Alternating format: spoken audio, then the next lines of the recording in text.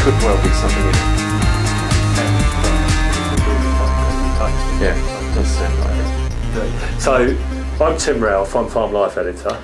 And I'm John Riley, I'm the news editor at Farmers Weekly. We've just had a call from a farmer who's had 2 sheep taken in the last week by what he's absolutely convinced is a big cat that's roaming the area. Some people believe this, some people don't believe it, but it's given us food for thought, John. It has. Some of the injuries that the sheep have sustained do sound like they're something other, certainly, than a dog or a badger or something like that. Some of the marks on them sound quite considerable, and they sound like it could be a big cat. And he's in an area that's a known hotspot for sightings, so should we give it a go? Yeah, we'll go and see what's going on. Let's pay him a visit. Yeah.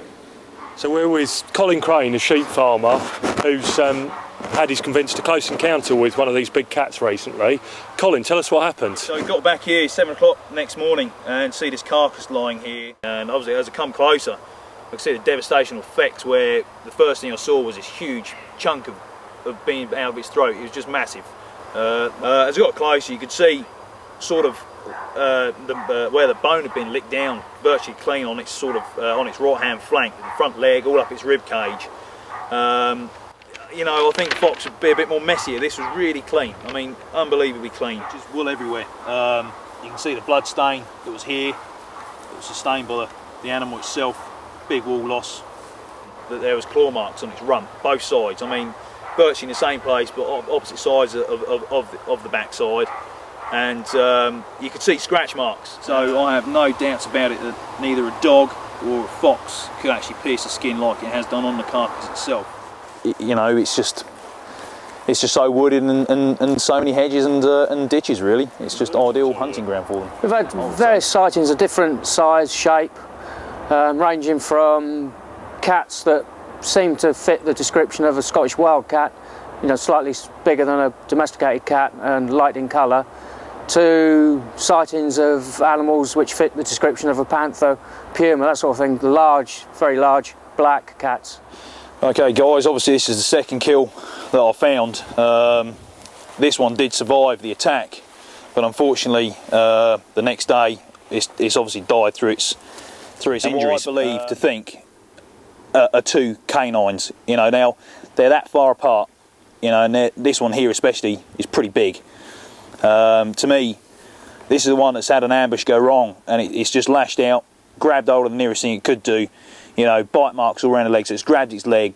They've obviously had a fight and a tussle, and it's ripped out. You know, this is skin missing from here. It's just been peeled off.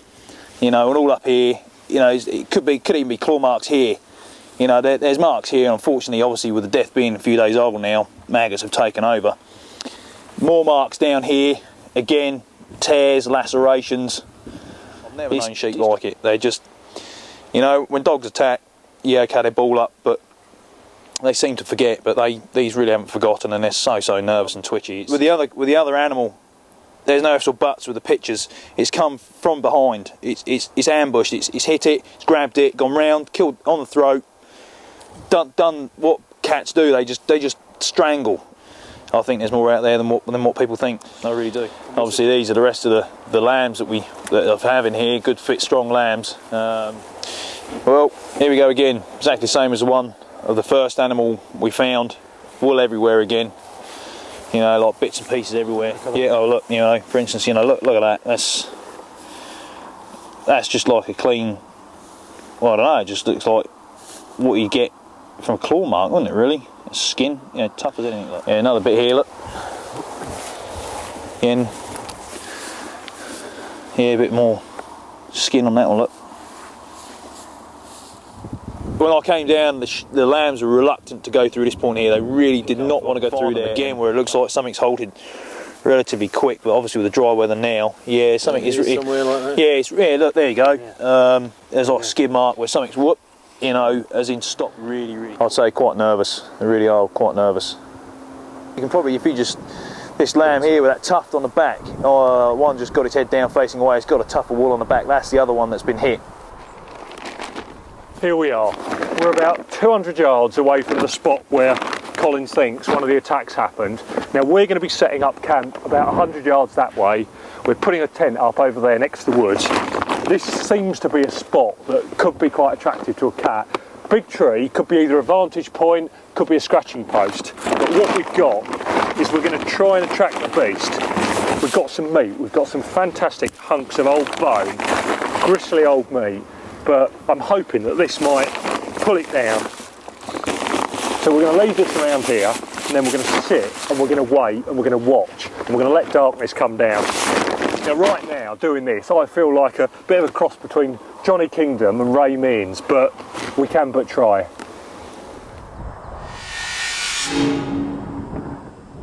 So we've got 5 pieces of meat here. We're setting up camp over there, and I'm going to arrange these pieces of meat in a very deliberate way, in ascending order, from right to left, small, medium size, getting progressively big, culminating in this fat slab of meat.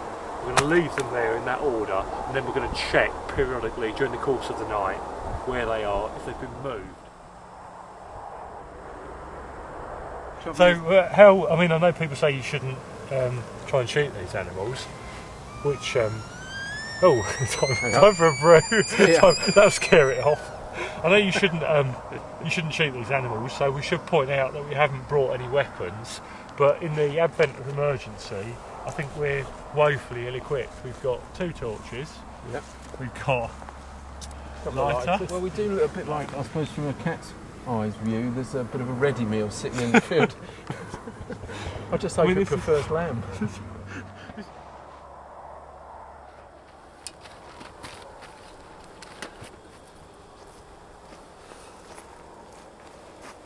Right, it's some ungodly hour of the evening now, and we just heard some pretty odd noises, so we're off for a quick look around, see what we can see, see if any of the bait has been taken, and see what those sheep are up to.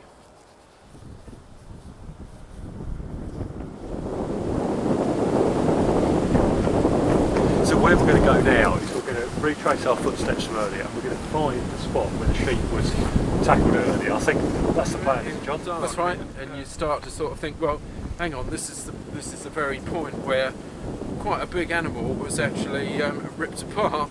You do start to get the jitters, and it's a night. I'm a bit skitty actually. Yeah. I'm a bit skitty, so can we go and get this over with? Yeah, let's go.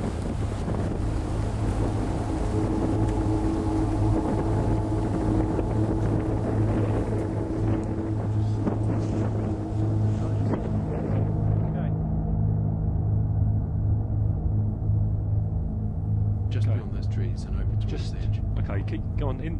So just beyond, just down that ditch, just beyond there. It's further over. Keep to the left. Go on, lead the way. Get closer.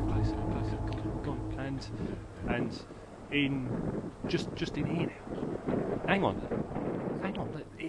Look, there's a fucking shadow or something. Something's moving. I'm not fucking kidding you. Seriously, There's something going on. Fuck, there's something in there.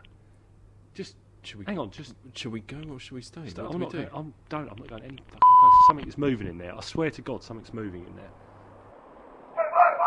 No, there, you can see it. It's a fox. It's a fucking fox. Hey, look, it's a fox. Oh.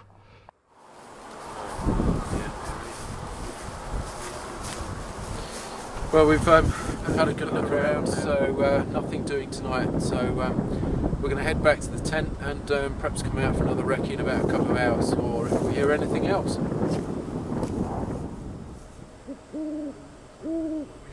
We haven't encountered the beast, sadly.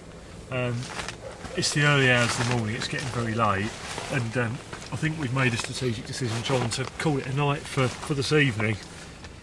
Yeah, I think that probably ties it up. We don't want to wander around anymore. We'd probably be doing more harm than good anyway to keep walking around through the rest of the night. So, yeah, we'll call it a day. Call it a day, and what time's your alarm set for the morning? Well, we'll have to get up before dawn, I think, and have a quick wander around then. Okay.